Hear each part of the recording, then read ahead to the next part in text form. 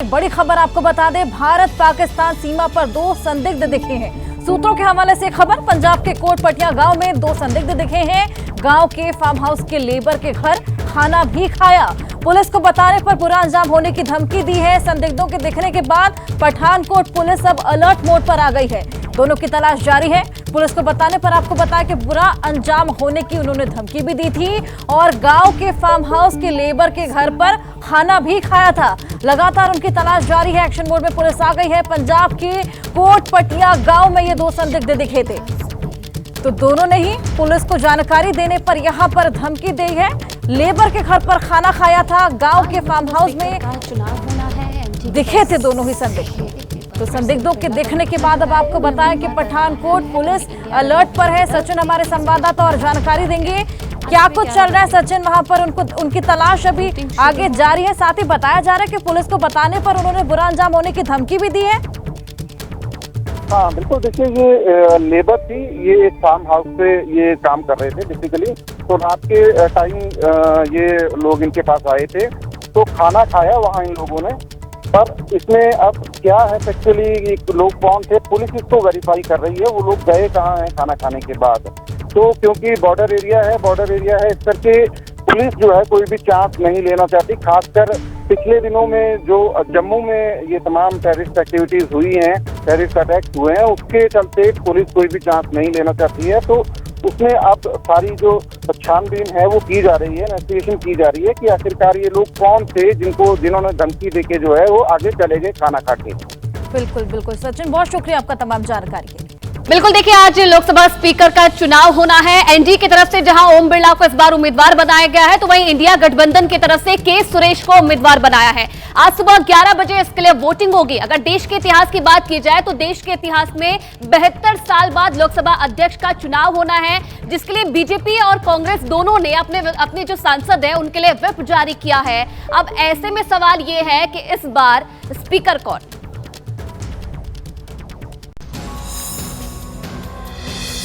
Speaker को लेकर जो पेच फंसा था वो आखिरी वक्त तक नहीं सुलझ पाया। नतीजा, आज स्पीकर पद के लिए चुनाव होने जा रहा है और इसी के साथ 72 साल पुरानी वो परंपरा भी धराशायी हो जाएगी जिसकी मिसालें दी जाती थीं। स्पीकर पद के लिए मुकाबला एनडीए के ओम बिरला और इंडिया गठबंधन उम्मीदवार के सुरेश के बीच में है। हर कोई चाहता था कि स्पीकर का फैसला सर्वसम्मति से हो, जिस पर कांग्रेस भी राजी थी, लेकिन डिप्टी स्पीकर को लेकर बात नहीं बन पाई। हालांकि स्पीकर पद के लिए विपक्ष के उम्मीदवार के सुरेश ने एबीपी न्यूज से बातचीत में कहा कि ओम बिरला उनके दोस्त हैं और अगर सुबह तक सरकार मान जाती है तो 11 बजे नामांकन वापस ले लेंगे। ओम बिरला हमारे दोस्त है ना, अच्छी दोस्ती है। आज सुबह 11 बजे स्पीकर पद के लिए चुनाव के लिए वोटिंग होनी है। कांग्रेस और बीजेपी दोनों ने अपने अपने सांसदों को व्हिप जारी कर दिया है और सदन में उपस्थित रहने को कहा है। और 10 साल बाद लोकसभा को नेता प्रतिपक्ष मिल गया है। राहुल गांधी लोकसभा में नेता प्रतिपक्ष होंगे। इंडिया गठबंधन की बैठक में उनको चुन लिया गया और बाकायदा पत्र लिखकर इस बात की जानकारी प्रोटेम स्पीकर भर्तृहरि महताब को दी गई है।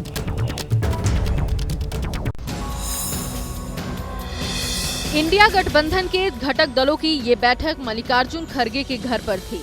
इसी मीटिंग में राहुल गांधी के नाम पर मुहर लगी। इसी के साथ लोकसभा को नेता प्रतिपक्ष मिल गया। अब राहुल गांधी उस लेखा समिति के अध्यक्ष भी होंगे जो सरकार के खर्चों की जांच करती है। सरकार के आर्थिक फैसलों की लगातार समीक्षा कर पाएंगे और सरकार के खर्चों पर अपनी टिप्पणी भी कर सकेंगे। गांधी परिवार को तीसरी बार ये पद मिला है। इससे पहले सोनिया गांधी और राजीव गांधी भी नेता प्रतिपक्ष रह चुके हैं। राहुल को नई जिम्मेदारी मिलने के बाद मल्लिकार्जुन खड़गे ने पोस्ट किया है। उसमें उन्होंने लिखा कि अब राहुल गांधी लोकसभा में अंतिम व्यक्ति की आवाज बनेंगे। भारत का लोकतंत्र अब एक ऐसे नेता विरोधी दल को देखने जा रहा है राहुल गांधी के रूप में, जो सचमुच जनता की आवाज होगा, जिसके रहते अब अंबेडकर साहब का बनाया हुआ संविधान को छू नहीं पाएगा। भाजपा तुमसे बदल। और चलिए अब बात करेंगे नीट की। तो नीट पेपर लीक को लेकर जो सीबीआई की जांच है वो तेज हो गई है और सूत्रों के अनुसार लोकल पुलिस से जो सबूत अब तक सीबीआई को मिले हैं उससे इस बात की आशंका जताई जा रही है कि जब पेपर्स को बैंक लॉकर्स तक ले जाया जा रहा था उसी वक्त जो पेपर लीक है वो हुआ है। दूसरी तरफ नीट पेपर लीक को लेकर महाराष्ट्र से बड़ी खबर ये आ रही है कि नीट के साथ साथ जो राज्य के अन्य परीक्षाएं हैं उनमें भी धांधली हुई है। वही जो मुख्य आरोपी फरार है गंगाधर, उसका अब बिहार कनेक्शन भी सामने आया है। जैसे जैसे सीबीआई की जांच का दायरा बढ़ रहा है, वैसे ही नई कड़ियां जुड़ती जा रही हैं। सीबीआई पेपर लीक कांड को टेक ओवर करने के बाद लगातार एक्शन में है। सीबीआई को लोकल पुलिस से जो जानकारियां मिली हैं, उसमें बड़ा खुलासा है। सूत्रों का दावा है कि एग्जाम से करीब 48 घंटे पहले पेपर लीक हुआ है और जिन कैंडिडेट ने पैसा दिया उन्हें एक रात पहले ही पेपर मुहैया कराया गया है। आरोपी इतने शातिर थे कि उन्होंने किसी भी अभ्यर्थी को लीक क्वेश्चन पेपर का लिमिटेड एक्सेस दिया था। अभी तक क्वेश्चन पेपर से छेड़छाड़ का सुराग नहीं मिला है। सीबीआई को शक है कि पेपर लीक उस वक्त हुआ है जब इन्हें बैंक लॉकर में रखा जा रहा था। लिहाजा अब जिन कुरियर कंपनियों ने बैंक तक और वहां से सेंटर तक पेपर भेजा, उनके बयान रिकॉर्ड किए जाएंगे। उधर पेपर लीक के खिलाफ छात्र संगठनों का विरोध प्रदर्शन भी जारी है। आज दोपहर 1 बजे जंतर मंतर पर छात्र संगठन विरोध करेंगे। प्रयागराज में भी बीजेपी की छात्र इकाई एबीवीपी सड़क पर उतरी है और एग्जाम दोबारा कराने की मांग की है। और इधर शराब घोटाला मामले में जेल में बंद अरविंद केजरीवाल के मामले पर उनकी जमानत पर आज सुप्रीम कोर्ट में सुनवाई होनी है। और इसी बीच सूत्र बता रहे हैं कि कल सीबीआई ने उनसे 2 से 3 घंटे तिहाड़ जेल में पूछताछ की है शराब घोटाला मामले में। संजय सिंह, जो कि आपके सांसद हैं, वो आरोप लगा रहे हैं कि चूंकि उनको जमानत मिलने की संभावना है, इसलिए केंद्र सीबीआई के साथ मिलकर एक बड़ी साजिश रच रहा है।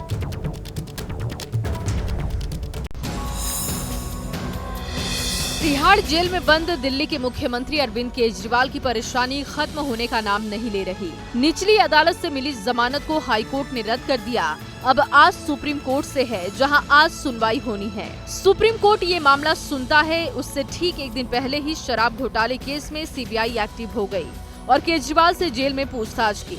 लेकिन इस पर आम आदमी पार्टी भड़क गई। संजय सिंह ने तो इसे बड़ी साजिश से जोड़ दिया। जब सुप्रीम कोर्ट से अरविंद केजरीवाल जी को जमानत मिलने की पूरी संभावना है, उससे पहले केंद्र की भाजपा सरकार ने सीबीआई के अधिकारियों के साथ मिलकर एक बड़ी साजिश रची है। संजय सिंह के आरोपों पर पलटवार करने में बीजेपी ने भी देरी नहीं की। दिल्ली बीजेपी अध्यक्ष वीरेंद्र सचदेवा ने दावा किया कि ये सीबीआई पहले भी इस मामले में पूछताछ कर चुकी है। सीबीआई जिस शिकायत पे काम कर रही है वो कांग्रेस ने ही की थी, तो अब इनको ये पूछना चाहिए राहुल गांधी से कि आपने हमारे साथ जब अलायंस किया था तो फिर इस शिकायत को वापस क्यों नहीं लिया। और चलिए अब बात करेंगे मुंबई के घाटकोपर में होर्डिंग हादसे की, जिसमें महाराष्ट्र सरकार ने बड़ा एक्शन लिया है। इसमें आईपीएस कैसर खालिद को सस्पेंड कर दिया गया है। बताया जा रहा है कि कैसर खालिद उस वक्त रेलवे में सीपी थे और उन्होंने ही अवैध होर्डिंग लगाने की इजाजत दी थी। आपको ये भी जानकारी दे दें कि 13 मई को होर्डिंग गिरने से मुंबई के घाटकोपर में 17 लोगों की मौत हो गई थी। मुंबई के घाटकोपर की 13 मई की घटना ने सबको झकझोर कर रख दिया था। तेज हवा के झोंकों ने अवैध होर्डिंग को गिरा दिया और इसमें दबकर 17 लोगों की मौत हो गई, जबकि 70 से ज्यादा लोग घायल हो गए। गुनाहगारों की तलाश हुई और सबूत के आधार पर घाटकोपर होर्डिंग हादसे में महाराष्ट्र सरकार ने बड़ा एक्शन लिया। इस केस में आईपीएस कैसर खालिद को सस्पेंड कर दिया। आईपीएस कैसर उस वक्त रेलवे सीपी थे।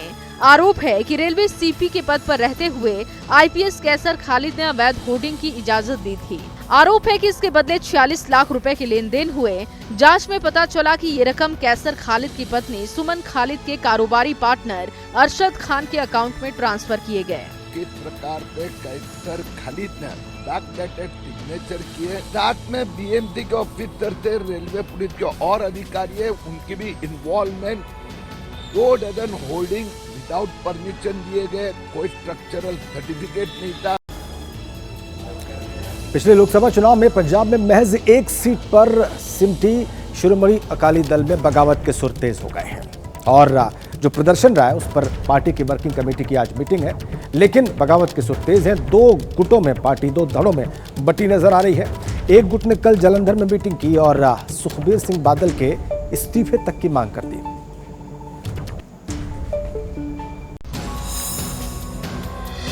पंजाब में शिरोमणि अकाली दल की लोकसभा चुनाव में जबरदस्त हार हुई और अब पार्टी में बगावत के सुर उठने लगे हैं। अकाली दल के नेता प्रेम सिंह चंदू माजरा के नेतृत्व में बगावत के सुर बुलंद किए गए और जालंधर में बागी नेताओं ने मीटिंग की, जिसमें पार्टी अध्यक्ष सुखबीर सिंह बादल से इस्तीफे की मांग की गई। सुखबीर सिंह की अगुवाई में चल रहे अकाली दल ने बिगड़ते हालात को संभालते हुए कवायद तेज कर दी और चंडीगढ़ में एक बैठक कर पार्टी में बगावत के संकेत दिए।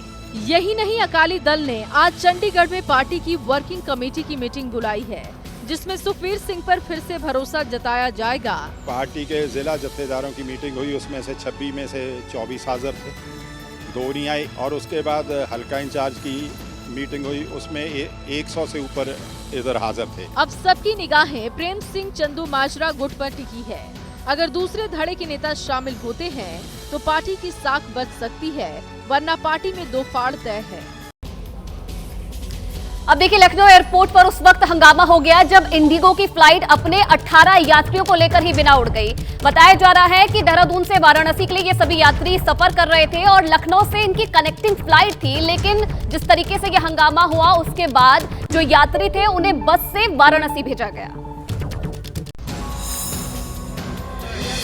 लखनऊ एयरपोर्ट पर हंगामा कर रहे ये सभी यात्री इंडिगो की फ्लाइट की लापरवाही से गुस्से में हैं। आग बबूला ये लोग देहरादून से लखनऊ पहुंचे थे, जिन्हें कनेक्टिंग फ्लाइट लेकर वाराणसी जाना था, लेकिन इंडिगो एयरलाइंस की फ्लाइट ने इन्हें छोड़ दिया। लखनऊ एयरपोर्ट पर काफी देर तक इसी तरह हंगामा होता रहा। लोगों की नाराजगी का जवाब देने वाला कोई भी नहीं था। दरअसल देहरादून की उड़ान खराब मौसम की वजह से काफी लेट हो गई। जब ये लखनऊ पहुंची तब तक इंडिगो की लखनऊ वाराणसी फ्लाइट उड़ान भर चुकी थी, जिसके बाद लोगों का गुस्सा 7वें आसमान पर पहुंच गया। हम लोगों को वाराणसी जाना था, कनेक्टिंग फ्लाइट थी, और जो कनेक्टिंग फ्लाइट थी उसको उन्होंने टाइमली छोड़ दिया, जबकि फ्लाइट हमारी 1.5 घंटे लेट आई है। इस वजह से 18 यात्रियों का फ्लाइट छूट गया। अब कौन कैसे किया जाएगा, इंडिगो ने कोई जिम्मेदारी नहीं ली है। हालांकि बाद में इस पूरे मामले पर इंडिगो ने बयान जारी कर खेद व्यक्त किया और समझा बुझाकर नाराज यात्रियों को बस के जरिए वाराणसी के लिए रवाना कर दिया। तो देखिए, लोकसभा में आज आर पार का घमासान होना है। वजह है लोकसभा अध्यक्ष का चुनाव, जिसके लिए पक्ष विपक्ष दोनों ने अपनी अपनी तैयारियां पूरी कर ली है और इसके चलते इस बार जो 72 साल पुरानी परंपरा है वो टूटने जा रही है। एनडीए की बात की जाए तो एक बार फिर से ओम बिरला पर भरोसा जताया गया है, उन्हें अपना उम्मीदवार एनडीए ने बनाया है। तो वहीं दूसरी तरफ इंडिया गठबंधन ने के सुरेश को अपना उम्मीदवार बनाया है। सभी दलों ने अपने अपने सांसदों को व्हिप जारी कर दिया है, बस मौके का इंतजार है।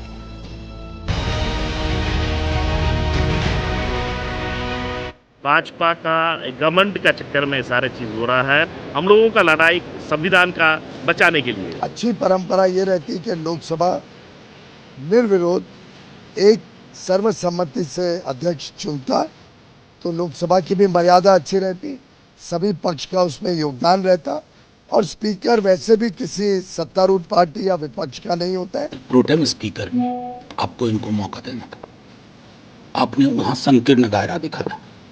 क्या वजह है? क्या सुरेश जी की सामाजिक पृष्ठभूमि, जातिगत पृष्ठभूमि से आपको परेशानी है? इंडी गठबंधन स्वभावतः ब्लैकमेलर है। आप एक प्रोफेशनल ब्लैकमेलर की तरह चाहते हैं कि जब हम अध्यक्ष पद की घोषणा करें तो उपाध्यक्ष का भी हम वादा करें।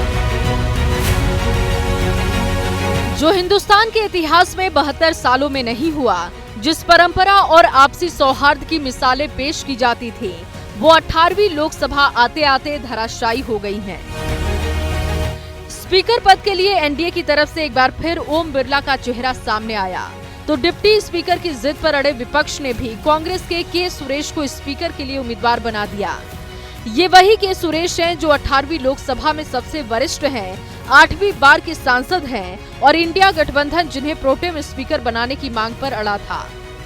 हर कोई चाहता था कि स्पीकर का फैसला सर्वसम्मति से हो, कांग्रेस भी इस पर राजी थी, लेकिन पेच फंस गया डिप्टी स्पीकर को लेकर। राजनाथ सिंह ने मल्लिकार्जुन खड़गे को 3 बार फोन भी किया, एनडीए के स्पीकर उम्मीदवार को समर्थन देने की अपील की, खड़गे राजी भी हो गए, लेकिन साथ में शर्त ये रख दी कि डिप्टी स्पीकर का पद विपक्ष को दिया जाए। जब राजनाथ सिंह का कोई जवाब नहीं आया तो इंडिया ब्लॉक ने प्रत्याशी उतार दिया। राजनाथ सिंह जी ने खड़गे जी से कहा, देखिए आप हमारे स्पीकर को सपोर्ट कीजिए। ऑपोजिशन, पूरी ऑपोजिशन ने कहा है हमने सब के सब से बात की है। पूरे ऑपोजिशन ने कहा है कि हम स्पीकर को सपोर्ट करेंगे, मगर कन्वेंशन ये है कि डिप्यूटी स्पीकर ऑपोजिशन को मिलना चाहिए। राजनाथ सिंह जी ने कहा था कि वो खारगे जी को कॉल रिटर्न करेंगे। अभी तक राजनाथ सिंह जी ने खारगे जी का कॉल रिटर्न नहीं किया।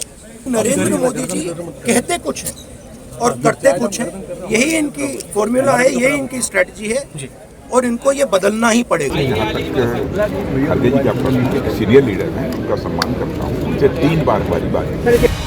स्पीकर के पेच को सुलझाने की कोशिश आखिरी वक्त तक हुई। कांग्रेस महासचिव केसी वेणुगोपाल ने राजनाथ सिंह से मुलाकात भी की, लेकिन बात नहीं बन पाई।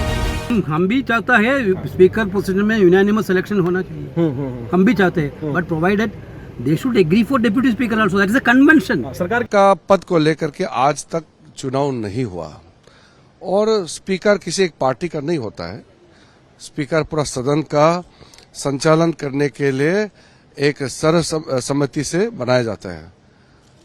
कांग्रेस पार्टी ने अगर स्पीकर पद को चुनौती देने के लिए नामांकन पत्र बढ़ाया है तो ये अफसोस की बात है, क्योंकि आज तक स्पीकर पद को लेकर के चुनाव नहीं हुआ है। अब देखते हैं कि सदन के आंकड़े क्या कहते हैं। अगर चुनाव होता है तो किसको कितने वोट मिल सकते हैं। सदन की मौजूदा स्थिति में एनडीए के पास 293 सांसदों का समर्थन है, तो इंडिया गठबंधन का संख्या बल 231 का है। वहीं अन्य 11 हैं, जबकि 7 सांसदों ने अभी तक शपथ नहीं ली है, लिहाजा वो वोट नहीं कर पाएंगे। ऐसे में जीत के लिए 268 सांसदों का समर्थन चाहिए, जो ओम बिरला के पक्ष में जाता दिख रहा है। ओम बिरला हमारे दोस्त है ना, अच्छी दोस्त है, अच्छी दोस्ती है। 11 o'clock टाइम है, before 11 o'clock tomorrow government side conciliation और कंसेंसस तैयार करने के लिए चुनाव को अवॉइड करने के। ओके, आप ये कह रहे हैं कि अगर चुनाव से पहले तक गवर्नमेंट डिप्टी स्पीकर पर राजी हो जाती है तो आप विड्रॉ कर लीजिए। You are ready to withdraw, बिल्कुल, but government have to promise on deputy speaker. Yes. India गठबंधन को पता है कि उसके पास जादुई आंकड़ा नहीं है, लेकिन वो मैदान से फिलहाल हटने को तैयार नहीं दिख रहा। के सुरेश को उम्मीदवार बनाने का फैसला जब हुआ तो कई सहयोगी दलों से सलाह मशविरा नहीं किया गया। टीएमसी ने तुरंत आपत्ति भी जताई, लेकिन मौके की नजाकत को समझते हुए गठबंधन की बैठक बुलाई गई। बैठक में टीएमसी भी शामिल हुई। ये बैठक मल्लिकार्जुन खड़गे के घर पर हुई। इसमें कांग्रेस से राहुल गांधी, समाजवादी पार्टी के नेता राम गोपाल यादव, तृणमूल कांग्रेस सांसद नेता डेरेक ओ ब्रायन, शिवसेना यूबीटी के नेता अरविंद सावंत, एनसीपी शरद गुट की नेता सुप्रिया सुले, डीएमके से टीआर बालू सहित अन्य दलों के नेता शामिल हुए। बैठक में शामिल सभी नेताओं ने एक सुर में कहा कि परंपरा के मुताबिक लोकसभा उपाध्यक्ष का पद विपक्ष को मिलना चाहिए और सरकार इस पर सहमति देती है तो गठबंधन स्पीकर पद के लिए सरकार का समर्थन करेगा। बीजेपी और कांग्रेस ने अपने सांसदों के लिए व्हिप जारी कर दिया है। आज सुबह 11 बजे से कार्यवाही खत्म होने तक सदन में मौजूद रहने को कहा है। इंडिया गठबंधन ने स्पीकर पद के लिए उम्मीदवार भले उतार दिया, लेकिन मालूम उसे भी है कि इस लड़ाई को जीतने के लिए उसके पास पर्याप्त संख्या बल नहीं है। हालांकि संदेश साफ है कि अब विपक्ष को मिलने वाले हक से समझौता बिल्कुल नहीं होगा। विपक्ष की मांग यही थी कि उपाध्यक्ष विपक्ष का हो। जो हमारी राय पार्टी की है वो है कि उपाध्यक्ष विपक्ष का हो और बाकी बातें अभी सब सामने। लोकतंत्र में या संसद में लोकसभा का स्पीकर एक ऐसा पद है जो असल में डेमोक्रेसी का रखवालदार, चौकीदार है, लोकतंत्र का चौकीदार है। और उस पद पर एक ऐसी व्यक्ति बैठनी चाहिए जो सभी को समान न्याय दे। लेकिन 10 साल में जिस प्रकार के लोग उस पद पर बिठाए हैं उससे हम ये उम्मीद नहीं कर सकते। अब एक मजबूत विपक्ष सामने है, तो एक तो विपक्ष से चर्चा करके नाम का ऐलान होना चाहिए। दूसरी बात, डिप्टी स्पीकर का पद कायदे से विपक्षों को मिलना चाहिए। फिलहाल ये तकरीबन साफ हो गया है कि स्पीकर का चुनाव होगा और मुकाबले में आमने सामने हैं बीजेपी के ओम बिरला और कांग्रेस के सांसद के सुरेश।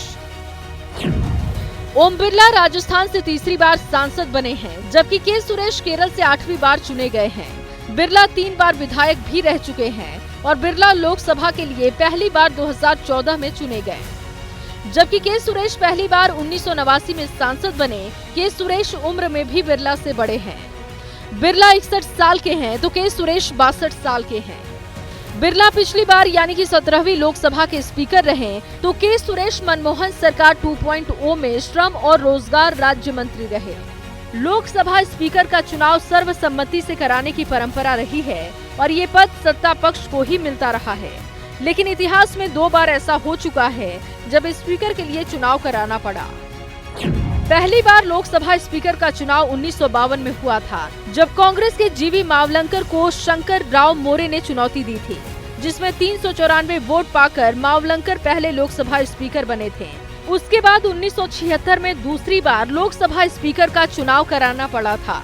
दरअसल ये उपचुनाव था जिसमें जनसंघ के जगन्नाथ राव जोशी ने कांग्रेस के बलिराम भगत को चुनौती दी थी, लेकिन बलिराम भगत 344 वोट हासिल कर स्पीकर बने थे।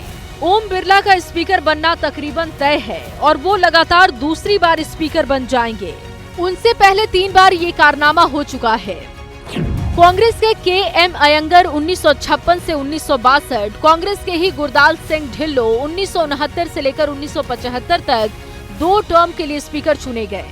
इस कैटेगरी में कांग्रेस के ही बलराम जाखड़ 1980 से 1989 तक लगातार 2 बार स्पीकर रहे।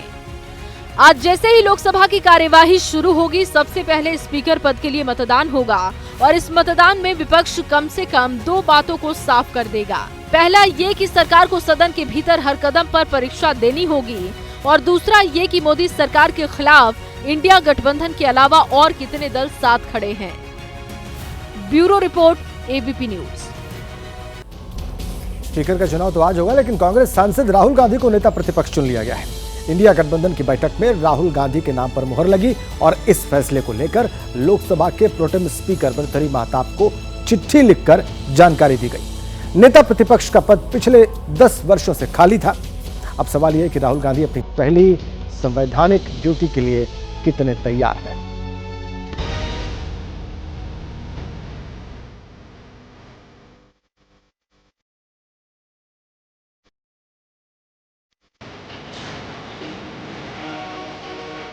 राहुल गांधी न सिर्फ कांग्रेस का चेहरा हैं, वो पार्टी के सर्वमान्य नेता भी हैं।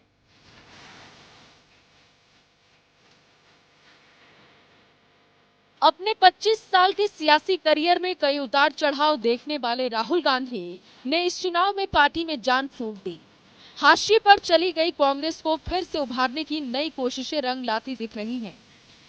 2014 और 2019 में लगातार 2 बार ऐसी करारी हार देखनी पड़ी कि उसे नेता प्रतिपक्ष का पद भी नसीब न हो सका। लेकिन 2024 के चुनाव में राहुल गांधी के मैजिक ने पार्टी को 99 के आंकड़े तक पहुंचा दिया, लिहाजा इस बार उसे नेता प्रतिपक्ष पद मिलना तय हो गया था और राहुल गांधी ही ये पद हासिल करने जा रहे हैं। दिल्ली में मल्लिकार्जुन खड़गे के घर इंडिया गठबंधन के घटक दलों के नेताओं की मीटिंग हुई, जिसमें राहुल गांधी को नेता प्रतिपक्ष बनाने का फैसला किया गया। बैठक के बाद कांग्रेस अध्यक्ष मल्लिकार्जुन खड़गे और कांग्रेस संसदीय दल की चेयरमैन सोनिया गांधी ने प्रोटेम स्पीकर भर्तृहरि महताब को चिट्ठी लिखकर इस बारे में जानकारी दी। चुनाव नतीजों के बाद 8 जून को हुई कांग्रेस कार्य समिति की बैठक में भी सर्वसम्मति से एक प्रस्ताव पारित कर राहुल गांधी से नेता प्रतिपक्ष बनने की अपील की गई थी। तब राहुल गांधी ने इस पर विचार करने को कहा था, लेकिन लोकसभा स्पीकर के चुनाव से एक दिन पहले ही कांग्रेस के फैसले को राहुल गांधी ने मान लिया है। राहुल जी, बहुत बहुत धन्यवाद, बधाई।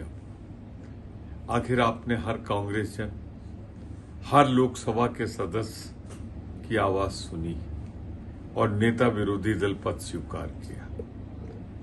नेता विरोधी दल के रूप में अब आपको प्राथमिकता मिलेगी। आप जब चाहे नेता सदन की तरह सदन में मुद्दे उठा सकते हैं, आप बोल सकते हैं। जनता की आवाज को जो कुचलने की कोशिश सरकार करेगी, उस पर आप एक निर्भीक आवाज आपकी गूंजेगी। कम से कम हम जैसे युवा सांसदों के लिए बहुत खुशी का पल है और देश चाहता था, देश में ग्राउंड से, जमीन से ये कार्यकर्ता कह रहे थे कि राहुल जी तक संदेशा पहुंचाइए। दिन भर में सैकड़ों लोग आकर मिलते थे जो ये कहते थे अनायास कि राहुल जी से कहिए वो नेता प्रतिपक्ष का पद स्वीकार करें। मुझे बहुत अच्छा लगेगा कि आने वाले दिनों में देश की संसद में संविधान का सबसे बड़ा रक्षक जो है वो इस दौर का, ये किसने कहा आपसे आंधी के साथ हूं, मैं गोडसे के दौर में गांधी के साथ हूं। एक ऐसा व्यक्ति जो इस नफरत भरे माहौल में देश की संविधान की किताब लेकर के खड़ा है। राहुल गांधी के लोकसभा में नेता प्रतिपक्ष बनने से कांग्रेस को नई दिशा और ऊर्जा मिलेगी।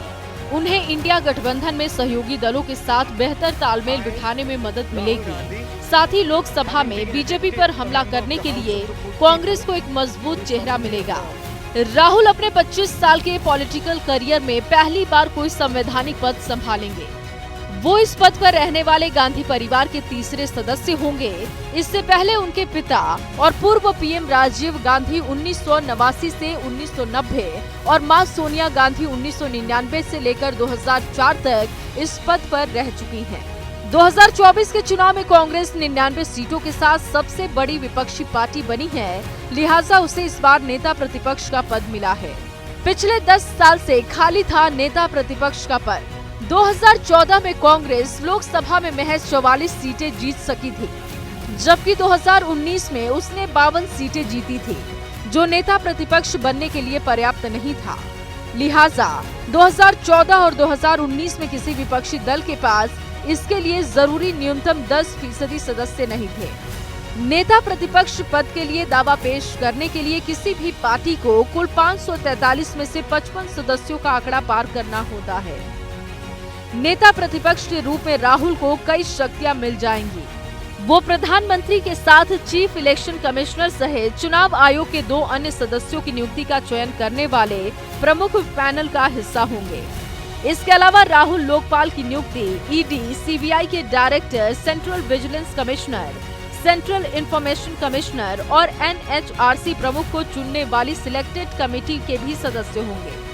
ऐसा पहली बार होगा जब इन पदों पर नियुक्ति के फैसलों में प्रधानमंत्री मोदी को राहुल गांधी से सहमति लेनी होगी। इसके अलावा राहुल गांधी भारत सरकार के खर्चों की ऑडिटिंग करने वाली लोक लेखा समिति यानी कि पीएसी के भी अध्यक्ष बन जाएंगे। वो सरकार के कामकाज की लगातार समीक्षा भी करेंगे। नेता प्रतिपक्ष को कैबिनेट मंत्री का रैंक मिलता है। इस पद पर रहने वाले नेता को केंद्रीय मंत्री के समान वेतन, भत्ता और अन्य सुविधाएं मिलती रहती हैं। राहुल को कैबिनेट मंत्री की तरह सरकारी बंगला और सचिवालय में एक दफ्तर मिलेगा। उन्हें मासिक वेतन और दूसरे भत्तों के लिए 3,30,000 रुपए मिलेंगे। बतौर सांसद राहुल को हर महीने 1 लाख रुपए वेतन और 45,000 रुपए भत्ता मिलता है। राहुल को कैबिनेट मंत्री के समान उच्च स्तर की सुरक्षा मिलेगी। 2004 से 2014 तक लगातार 2 बार मनमोहन सिंह की सरकार रही। राहुल उस सरकार में कोई अहम पद ले सकते थे, लेकिन उन्होंने ऐसा नहीं किया। राहुल का सियासी करियर 2004 में शुरू हुआ था। वो 2004 में अमेठी से पहली बार सांसद चुने गए थे। 2009 में फिर अमेठी के सांसद बने। 2013 में कांग्रेस के उपाध्यक्ष बने। 2014 में तीसरी बार अमेठी से सांसद बने। 2017 में वो कांग्रेस के अध्यक्ष चुने गए। 2019 में अमेठी और वायनाड से चुनाव लड़े, अमेठी से हार गए, जिसके बाद कांग्रेस के अध्यक्ष पद से इस्तीफा दे दिया। 2024 में रायबरेली और वायनाड से चुनाव जीते, वायनाड सीट छोड़ दी, अब लोकसभा में नेता प्रतिपक्ष बन गए हैं। माना जा रहा है कि राहुल गांधी के इस भूमिका में आने से फायदा उन्हें और पार्टी दोनों को ही होगा। नेता प्रतिपक्ष बनने के बाद विपक्षी खेमे के भीतर भी राहुल गांधी को लेकर सोच बदलेगी। भारत यात्राओं ने राहुल गांधी को एक मास लीडर बना दिया है, जिसका लोहा सहयोगी दलों के साथ साथ एनडीए सहित देश भी मान रहा है। लेकिन नेता प्रतिपक्ष बनने के बाद उन लोगों की सोच भी बदलेगी, जो कहीं न कहीं अब भी राहुल गांधी की सियासी समझ पर सवाल खड़े करते रहे हैं। Bureau report, ABP news. और चलिए अब बात करेंगे नीट की। तो नीट पेपर लीक में खुलासा, सीबीआई को क्या मिला? सीबीआई पेपर लीक में जो जांच कर रही है वो तेज हो गई है। सूत्रों के मुताबिक लोकल पुलिस से सीबीआई को अब तक जो सबूत मिले हैं उसमें ये खुलासा हुआ है कि पेपर लीक कांड को संगठित तरीके से अंजाम दिया गया। इतना ही नहीं, जांच एजेंसी को यह भी शक है कि पेपर लीक उस वक्त हुआ जब इन्हें बैंक के लॉकर तक भेजा जा रहा था। वहीं पेपर लीक को लेकर विरोध प्रदर्शन भी लगातार जारी है।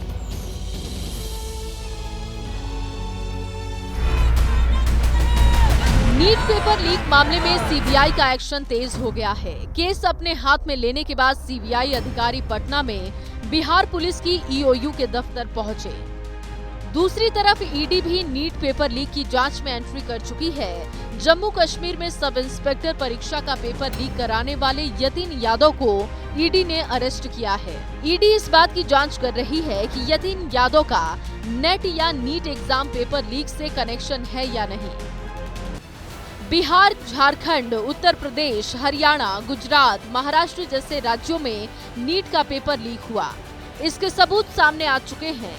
सीबीआई सूत्रों के मुताबिक लोकल पुलिस की जांच में अभी तक जो अहम फैक्ट सामने आई है वो ये है कि पूरे पेपर लीक कांड को एक संगठित तरीके से अंजाम दिया गया। पेपर करीब 48 घंटे पहले लीक हुआ और जिन कैंडिडेट ने पैसा दिया उन्हें पेपर एक रात पहले मुहैया करवाया गया। यही वजह है कि पेपर लीक पूरे देश में नहीं हो पाया। आरोपी इतने शातिर थे कि उन्होंने कैंडिडेट्स को लीक क्वेश्चन पेपर का लिमिटेड एक्सेस दिया था। अभी तक क्वेश्चन पेपर के बॉक्स में किसी भी तरह की छेड़खानी का कोई सुराग नहीं मिला। जिन बैंक के लॉकर में क्वेश्चन पेपर रखे गए थे, जिन कुरियर कंपनियों ने बैंक तक और वहां से सेंटर तक भेजा, सभी के बयान दर्ज होंगे और उनके रूट की मैपिंग भी होगी। जांच एजेंसी को शक है कि पेपर लीक उस वक्त हुआ जब इन्हें बैंक के लॉकर तक भेजा जा रहा था। जो जला हुआ क्वेश्चन पेपर पटना से बरामद हुआ, उसे एनटीए के रेफरेंस क्वेश्चन पेपर से CFSL में मैच किया जा रहा है। इस जांच में अहम किरदार है बिहार पुलिस की ईओयू की टीम, जिसे शक है कि हजारीबाग से नीट पेपर लीक हुआ। ईओयू को जांच में कई सबूत हाथ लगे हैं। सीबीआई की टीम भी हजारीबाग जा सकती है, लेकिन सवाल है कि ओएसएस स्कूल परीक्षा सेंटर से प्रश्न पत्र लीक हुआ या ट्रांसपोर्टेशन के दौरान। फिलहाल जो जानकारी मिली है उसके मुताबिक कुरियर कंपनी ने नीट क्वेश्चन पेपर के 9 पैकेट एक ट्रांसपोर्ट कंपनी को दिए थे।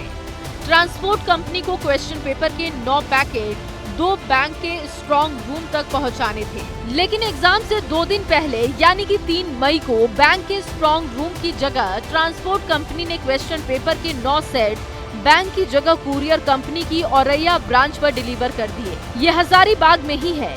अब इस कांड को ड्राइवर की गलती बताया जा रहा है। इस पूरे मामले पर ईओयू ने जब कुरियर कंपनी के मैनेजमेंट से बातचीत की, जवाब मिला कि ड्राइवर पर उनका कंट्रोल नहीं था। बिहार की ईओयू की टीम ने हजारीबाग के नूतन नगर में ब्लू डार्ट कुरियर सर्विस के कार्यालय में जांच की। यहाँ के कर्मचारियों से पूछताछ की गई। रांची के ब्लू डार्ट कुरियर के कार्यालय से भी कर्मचारियों को यहाँ बुलाया गया था, उनसे भी पूछताछ हुई। ईओयू की टीम यहां से कुछ अहम कागजात जब्त करके ले गई। ईओयू ने माना कि प्रश्न पत्रों के ट्रांसपोर्टेशन, स्टोरेज व हैंडओवर और टेकओवर में एनटीए के निर्धारित मानकों का पालन नहीं किया गया। हजारीबाग में नीट पेपर लीक मामले में ये जो ब्लू डार्ट कुरियर कंपनी है वो भी सवालों के घेरे में आ गई है। अभी कोई कर्मचारी मौजूद नहीं है, शटर गिरा हुआ है, यहाँ पर इसके मैनेजर भी मौजूद नहीं है। ईओयू की टीम पटना से आकर यहाँ पर कर्मचारियों से पूछताछ की थी। कुछ अहम दस्तावेज भी जब्त करके आर्थिक अपराध इकाई की टीम जो है बिहार ले गई है। ये जो कुरियर कंपनी है ये सवालों के घेरे में क्यों है, हम आपको ये बता रहे हैं। देखिए 5 मई को नीट परीक्षा थी, लेकिन 3 मई को ब्लू डार्ट कुरियर के वाहन से जो प्रश्न पत्र वाले बक्से हैं यहाँ लाए गए थे और बक्सों को इसी कार्यालय में रखा गया था 3 तारीख को। और यहाँ से ई रिक्शा से पास में 1.5 किलोमीटर की दूरी पर स्थित SBI बैंक है, वहाँ पर प्रश्न पत्र वाले ट्रंक्स ले जाए गए थे। तो जिस तरह से रांची से यहाँ लाया गया और यहाँ से बैंक भेजा गया, अहम दस्तावेज को ले जाने का ये बेहद असुरक्षित तरीका है। और ईओयू ने माना है कि प्रश्न पत्रों के ट्रांसपोर्टेशन, स्टोरेज, हैंडओवर, टेकओवर में एनटीए के जो निर्धारित मानक हैं उसका पालन जो है वो नहीं हुआ है। ईओयू ने माना कि प्रश्न पत्रों के ट्रांसपोर्टेशन, स्टोरेज व हैंडओवर, टेकओवर में एनटीए के निर्धारित मानकों का पालन नहीं किया गया। महाराष्ट्र के लातूर में नीट पेपर लीक मामले में नया खुलासा हुआ है। इस मामले में गिरफ्तार दूसरा आरोपी संजय जाधव दिल्ली और लातूर के बीच का मीडिएटर था। महाराष्ट्र एटीएस ने संजय जाधव को गिरफ्तार किया था। उसे 6 दिनों के लिए पुलिस कस्टडी में भेजा गया है। पुलिस ने कोर्ट में दावा किया है कि आरोपी संजय जाधव दिल्ली और लातूर के बीच पैसों और पेपर से जुड़ी जानकारी देने वाला मीडिएटर था। इस मामले में गिरफ्तार एक स्कूल का प्रिंसिपल जलील पठान पहले ही न्यायिक हिरासत में भेजा जा चुका है। ये दोनों आरोपियों से पैसे लेकर उसे आगे दिल्ली में बैठे गंगाधर को भेजते थे। पुलिस फरार गंगाधर की तलाश भी कर रही है। नीट यूजीसी नेट परीक्षा में कथित धांधली को लेकर विरोध प्रदर्शन जारी है। आज भी कैंडिडेट दिल्ली में विरोध प्रदर्शन करेंगे। Bureau report, ABP news.